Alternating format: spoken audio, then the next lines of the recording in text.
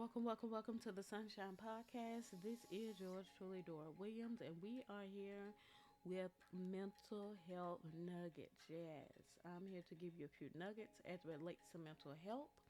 I'm hoping this is the month of July. I'm hoping that you all have been taking care of your mental health. You've been doing no mental health check-ins, doing something to just work on your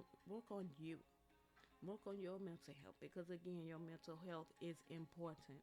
It is just as important as your physical health. Okay, so today we are going to talk about community, accountability, and thriving together. Community, accountability, and thriving together. The first part I want to talk about is healing was never meant to be done alone. Healing was never meant to be done alone. One of the greatest myths about strength is the idea that you have to do everything by yourself. Isolation may feel safe, but it slows healing. Connection creates space for growth. We are wired for relationship. Support is not a weakness, it is a necessity. Healing was never meant to be done alone, y'all. A lot of people would rather, go through it by themselves. I don't need people. Yes, you do. I really need for y'all to stop saying that, because we need somebody. Everybody needs somebody. So please stop saying you don't need people. Now, everybody may not fit in your circle, or everybody may not be good for you, but there is somebody out there that won't tell your business. They won't stab you in the back. They'll be there with you through this process that you're going through, because you were never meant to go through really anything in life by yourself. We have to stop telling ourselves this lie, because we choose to do it alone. We choose to go through alone. And they get mad at people for not showing up. Okay, which one do you want? Do you want to go through it alone, or do you want to, someone to help you with it? Because many people, go through things, won't share anything with anybody, and then you get mad when people don't show up. It's time to make a choice.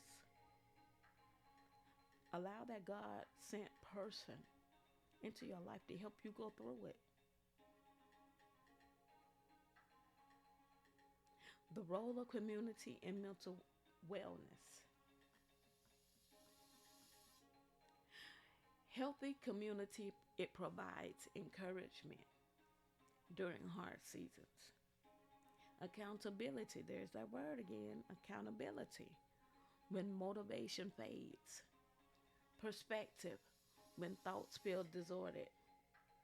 Safety, when emotions feel overwhelming. This doesn't mean everyone gets access to you. It means the right people do. Choose a community that respects your boundaries and supports your healing. Again, there's people in this world that will come into your life and respect your boundaries, support your healing, just be there for whatever you need. But you got to open up and allow them. And stop wanting to do it alone, because you weren't created to do that. Accountability without shame. Accountability is not control. It's actually an act of care. Healthy accountability checks in without judgment, speaks truth with compassion, encourage growth not guilt, helps you stay consistent. You don't need someone to fix you. You need someone willing to walk with you. And I guess that's why some of y'all just would rather go through it alone, because you feel like people are trying to fix you. Everyone is not like that. There are people willing to just walk with you. through whatever it is that you're dealing with. So again, let them, allow them. Creating mentally healthy spaces.